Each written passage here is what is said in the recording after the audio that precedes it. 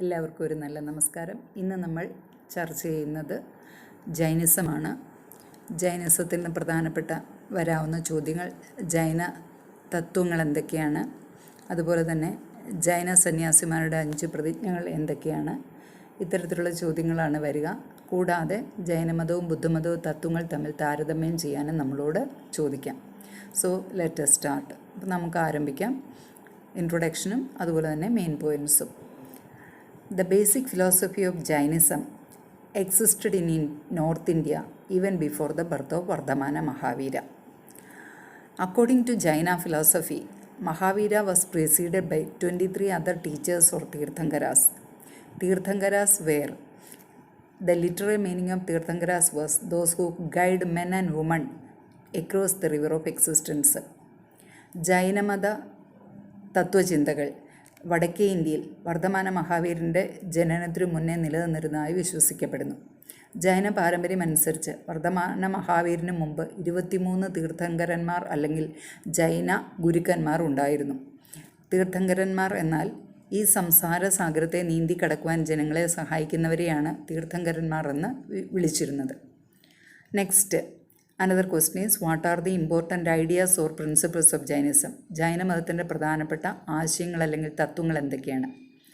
First point, the entire world is animated, even stones, rocks and water have life. Second, non injury to living beings, that is the principle of ahimsa. Third point, the cycle of birth and rebirth is shaped through karma. Fourth point, asceticism and penance are required to free oneself from the cycle of karma. Fifth point, this can be achieved by renouncing the world and by accepting monasticism, which help them to salvation. അതായത് ഒന്നാമത്തെ point, ജൈന മത തത്വങ്ങളിൽ അല്ലെങ്കിൽ ആശയങ്ങളിൽ പ്രധാനപ്പെട്ടവ 5 എണ്ണമാണ്. 1, ഈ ലോകം സചേതനമാണ്, പാറകൾക്കും ജലത്തിനു വരെയും ജീവനുണ്ട്. യാതൊന്നിനെയും ദ്രോഹിക്കാതെ ഇരിക്കുക, അതായത് അഹിംസാ സിദ്ധാന്തം. 3, ജനനത്തിനും പുനർജനനത്തിനും കാരണം കർമ്മമാണ്. സന്യാസവും ശാരീരിക പീഡകളും കർമ്മചക്രത്തിൽ നിന്ന് മനുഷ്യനെ രക്ഷിക്കുന്നു. 5, ലൗകിക സുഖങ്ങൾ വെടിഞ്ഞ് സന്യാസം സ്വീകരിക്കുന്നതിലൂടെ മോക്ഷപ്രാപ്തി നേടാം. Next point, which are the important 5 vows that was to be followed by a Jaina monk? ഒരു ജൈന സന്യാസി അനുഷ്ഠിക്കേണ്ട 5 തത്വങ്ങളാണ് താഴെ പറയുന്നവ. First one, to abstain from killing. Second, abstain from stealing, abstain from lying. Third, fourth, to abstain from possessing property. Fifth, observe celibacy. അതായത് 5 പ്രതിജ്ഞകൾ ഇതൊക്കെയാണ്. യാതൊന്നിനെയും കൊല്ലാതിരിക്കുക, മോഷ്ടിക്കാതിരിക്കുക, നുണ പറയാതിരിക്കുക, സ്വത്ത് സമ്പാദിക്കാതിരിക്കുക, ബ്രഹ്മചര്യം അനുഷ്ഠിക്കുക. ഇതാണ് 5 ജൈന പ്രതിജ്ഞകൾ. Next part is the spread of Jainism. Jainism spread to many parts of India. Jaina scholars produced a wealth of literature in a variety of languages like Prakrita, Sanskrit, Tamil, which was kept in the form of manuscripts in libraries attached to temples. ജൈനമതം ഇന്ത്യയിൽ ഉടനീളം ഇന്ത്യയുടെ വിവിധ ഭാഗങ്ങളിൽ പ്രചാരം നേടുകയുണ്ടായി. ജൈന പണ്ഡിതന്മാർ പ്രാകൃതം, സംസ്കൃതം, തമിഴ് ഭാഷകളിൽ ധാരാളം സാഹിത്യരചനകൾ നടത്തുകയും കൈയെഴുത്ത് പ്രതികളുടെ രൂപത്തിൽ അവ ജൈനമത ക്ഷേത്രങ്ങളോടനുബന്ധിച്ചുള്ള ലൈബ്രറികൾ സൂക്ഷിക്കപ്പെട്ടിട്ടുമുണ്ട്. ഇതോടൊപ്പം കൂട്ടിച്ചേർക്കേണ്ട മറ്റൊരു ചോദ്യമാണ്, ജൈനമതത്തിലെ പ്രമുഖരായ തീർത്ഥങ്കരന്മാർ. നമുക്കറിയാം, ജൈനമത പാരമ്പര്യം അനുസരിച്ച് വർദ്ധമാന മഹാവീരന് മുമ്പായി 23 തീർത്ഥങ്കരന്മാരുണ്ടായിരുന്നു. There are 23 other Tirthankaras who preceded Vardhamana Mahavira. The first Tirthankara was Rishabhadeva. The 23rd Tirthankara was Parshvanatha.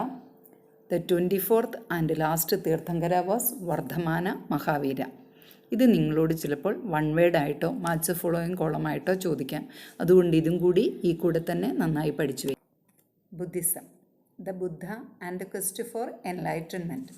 One of the most influential teachers of the time was Gautam Buddha.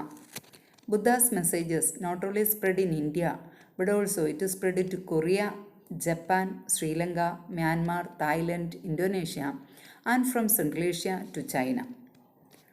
How do we reconstructed Buddha's teachings? We reconstructed the teachings of Buddha by using so many sources, including hagiographies.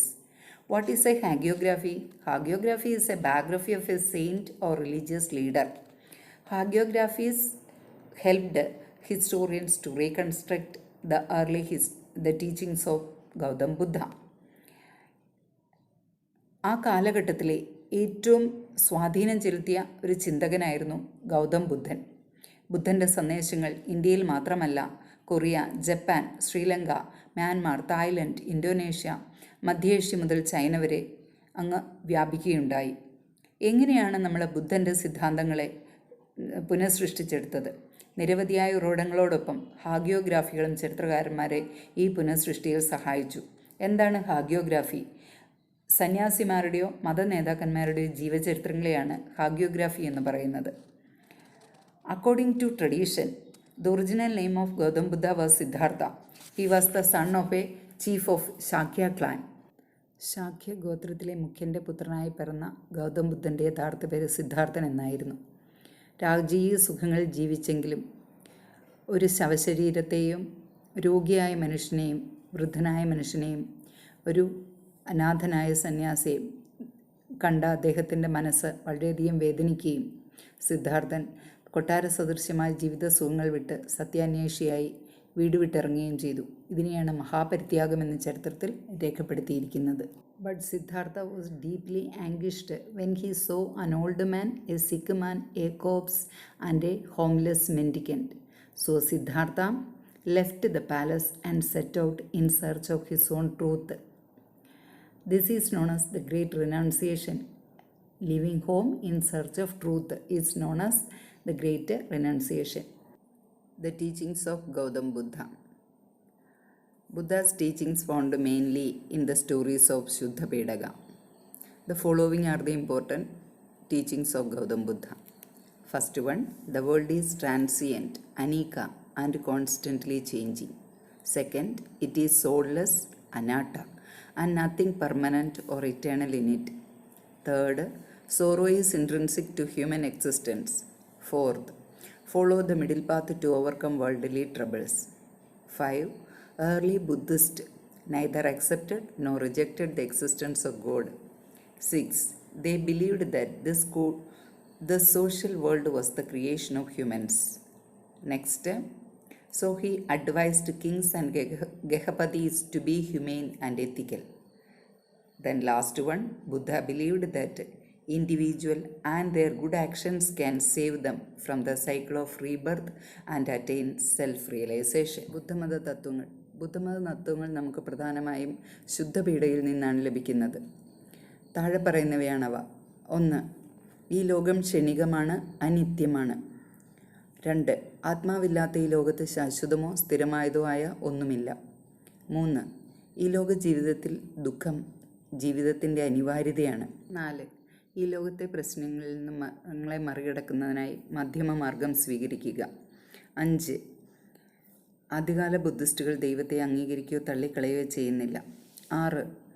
ബുദ്ധൻ്റെ വിശ്വാസമനുസരിച്ച് ഈ പ്രപഞ്ചം മനുഷ്യനിർമ്മിതമാണ്. 7. അതുകൊണ്ട് തന്നെ രാജാക്കന്മാർ ധാർമ്മികതയും മനുഷ്യത്വമുള്ളവരായിരിക്കണമെന്ന് ബുദ്ധൻ നിഷ്കർഷിക്കുന്നു. 8.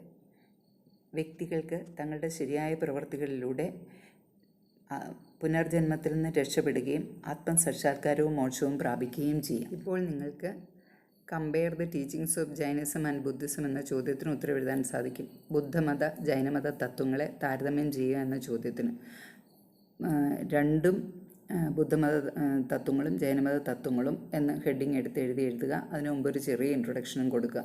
So നിങ്ങൾക്ക് ഈ ചോദ്യത്തിന് ഇപ്പോൾ ഉത്തരവെഴുതാൻ സാധിക്കും. Followers of Buddha. Buddha founded a Sangha, which was an organization of monks.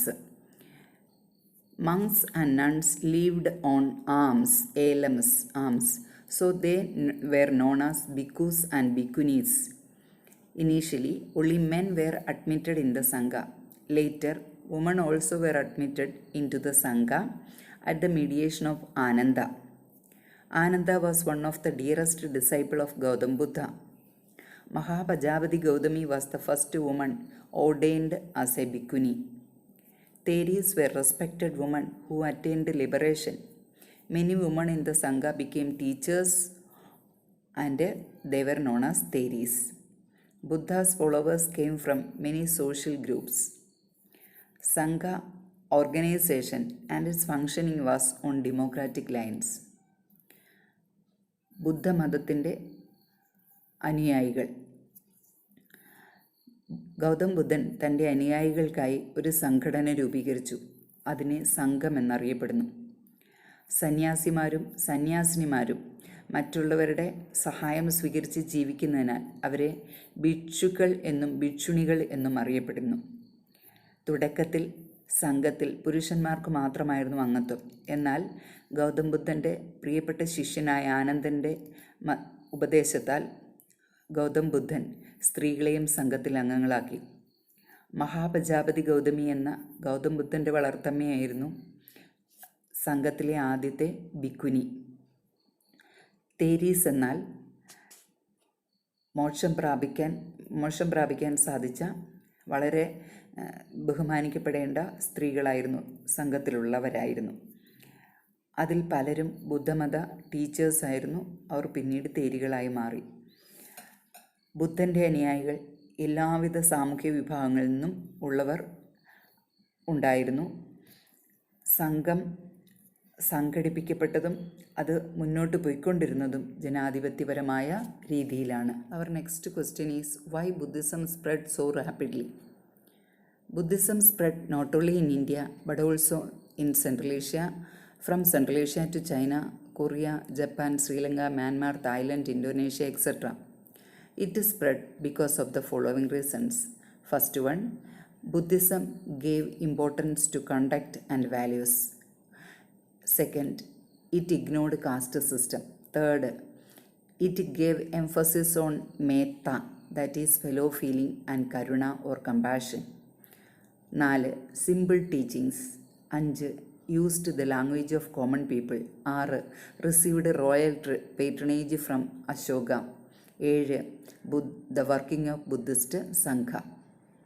എന്തുകൊണ്ടാണ് ബുദ്ധിസം ഇത്ര പ്രചാരം നേടിയത്?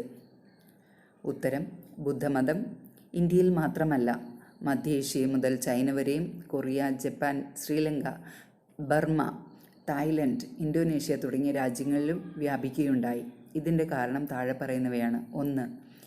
സ്വഭാവത്തിനും മൂല്യങ്ങൾക്കുമാണ് ബുദ്ധമതം പ്രാധാന്യം നൽകിയത്. 2. ജാതി വ്യവസ്ഥയെ ഇത് അവഗണിച്ചു.